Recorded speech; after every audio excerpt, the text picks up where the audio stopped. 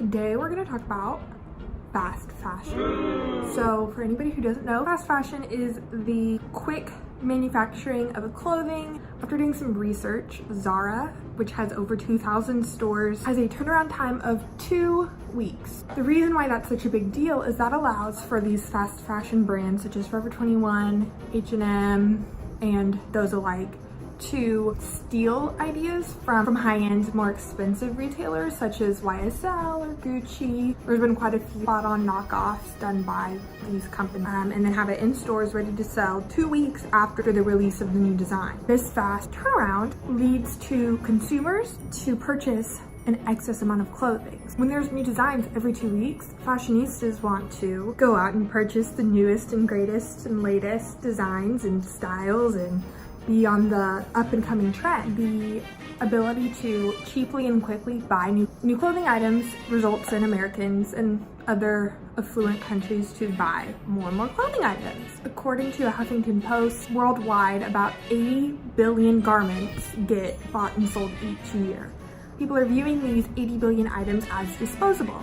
In the documentary, The True Cost, it's uncovered that consumers are buying a $10 dress to go out that night and then throwing it away or donating it after one wear and do it again next week. This mentality of purchasing clothes, donating / throwing them away, and then doing it all over again is resulting to tons and tons of clothing waste in landfills, and it's super wasteful of resources. So all of this excess clothing is starting to take a toll on the environment. So to put it in perspective, one cotton t-shirt, which is your basic clothing items you have in your closet, takes a little over 700 gallons of water to produce.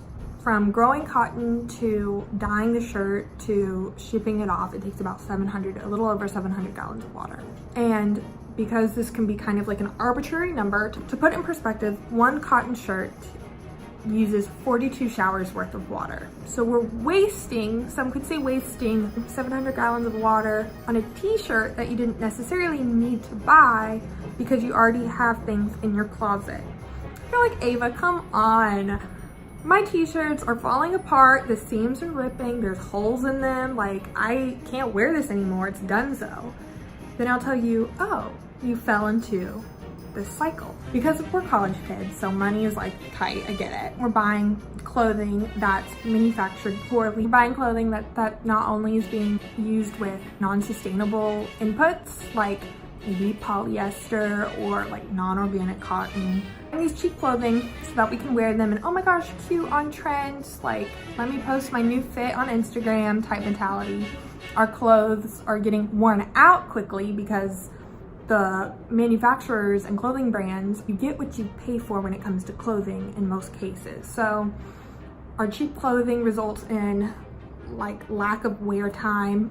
There's different studies saying how many times people wear clothing, but people are wearing them less and less as clothing becomes more and more accessible. So people are spending more money on clothing because it's easy and you can look cute and fun and have a fun time expressing yourself with different trends. In return, our clothing is not lasting for very long, which makes us buy more clothing and the cycle continues. To your ratty old shirt in your closet, which trust me, I have a few too, it's okay. When its life is truly past the point of no return, you can't sew up the hole, you can't remove the stain. There's a trend which has been around for a while, so it's not totally a trend, it's more just like a choice that with the internet it's now being publicized a lot more. Upcycling your clothes. So that t-shirt with a hole in it, maybe cut off the bottom and make it a crop top and then nobody knows there's a hole. Or the jeans that you've outgrown that you've had since high school and then you got a growth spurt that are way too short, chop them off and make them shorts or capris. There's lots of options to how you want to handle your clothing that's unwearable. Trying to look outside of the box for more opportunities is how we can make our clothing more sustainable and keep it out of landfills.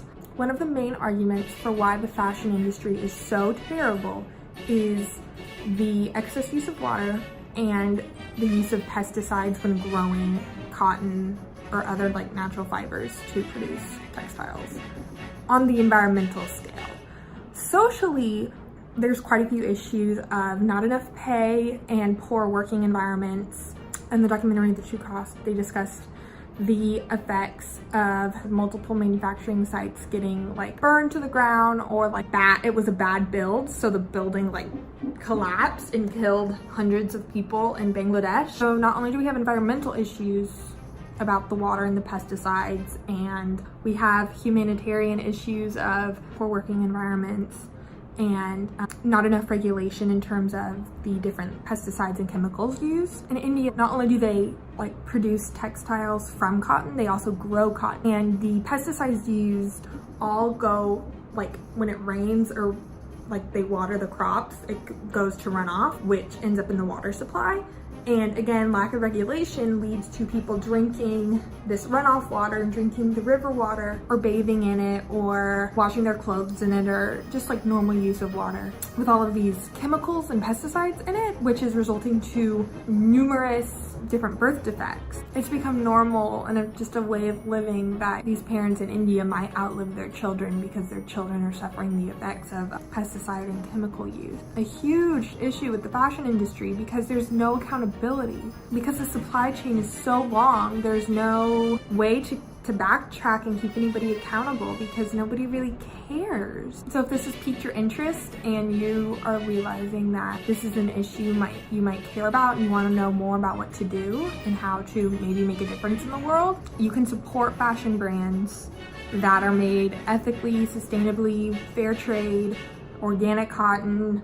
Society needs to start supporting these labels people are tacking onto their garments. But I understand, you'll be like, Ava, I can buy a t-shirt from Forever 21 for $3. Why would I spend $20, $25, $30, $50 on a very similar t-shirt? Quality over quantity. So paying for more expensive clothing in the long run will probably help your wallet out as well as help the world. So to that, I want to offer a more expensive but better solution. So let's take Patagonia for example. Here we all know, living in California, Patagonia, you see it everywhere. Santa Clara came out with a t-shirt based on the Patagonia logo. Like, it's a popular brand. The special thing about Patagonia is not only do they support the environment by 1% of all sales goes to different organizations to protect the environment. I'm looking at a t-shirt online for $40, which it's a plain t-shirt with the pocket in the front. Like, it is $40 for a organic cotton t-shirt. So I'm looking at this t-shirt, $40, simple basic tee. I had a t-shirt like this and I've had it for years. Now, this t-shirt you can wear over and over and over again. It's never gonna go out of style because it's a t-shirt with a pocket. Like, tuck it into jeans and you're good to go. Or don't tuck it into jeans, add a belt, you do you, create a new trend. But this style isn't going anywhere. So if you're able to invest in your clothing items that you know are made ethically and sourced responsibly, that investment will pay off in your peace of mind and knowing that you are doing your part to better the environment and the world around you. So if you're able to buy this t-shirt once and wear it over and over again and hopefully not add too many more clothing items in your closet, that will make a difference in the world. Hopefully in our lifetimes we'll be able to see a difference in the world because it'll stop the cycle of buying and throwing away and buying and throwing away. It's buying and re-wearing. Like, whoa, crazy idea. Doing these little things can add up and they can make a huge difference in the environment. And once consumers stop consuming, these brands, these companies have to stop producing. So once they stop producing on like the vast scale, yes, there will always be clothes being made, our population's growing, like there's numerous reasons why clothing will continue to be made. But if these companies stop having like such a huge, I think it's like a $3 trillion industry right now, if that can go down, then that means more farmland can be used for food instead of textile use. That means pesticides won't be as in high demand, which means less birth defects, which means better health for the people in these communities that face the runoff water. Factories won't be in use that are unsafe to work in. It means companies will finally be responsible for their actions because consumers are listening and consumers are saying, hey, we need to chill, we need to stop producing, we need to use what we have, and move on. So in short, re-wearing your clothes, even if you're like, oh my gosh, I haven't bought an item in 2 years, or I re-wear every Instagram picture I'm wearing the same outfit because I'm like out of new clothes. Yay, good for you. Like, be proud of that, wear that. We need more people like that to help sustain the planet we live on. Keep on re-wearing those outfits. Try and extend the life of your clothes between washes. If you're able to save, you know, 25 gallons of water every time you extend the wears of your shirts and clothes, that will definitely add up over time. You know, maybe you can give yourself a reward system of, oh, I've saved my 700 gallons of water. Let me go buy my shirt now because like I've used my allotment of water.